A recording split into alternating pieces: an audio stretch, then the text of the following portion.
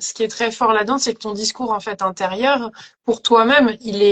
enfin, c'est de l'autoflagellation pleine balle en fait, et du coup,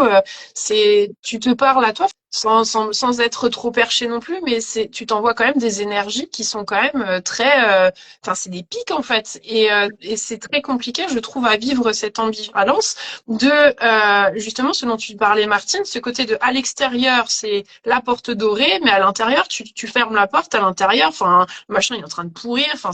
mais l'image est tellement forte que c'est, je trouve, tellement compliqué à vivre que c'est là où tu as des personnes qui s'éteignent, enfin, littéralement, et je trouve ça extrêmement triste, alors que des fois, justement, en revenant et en dépolarisant le côté très noir de quelque chose que l'on fait, en disant que ok, ben moi mon inverse de ça, ben c'est, je sais pas, par exemple pour reprendre l'exemple,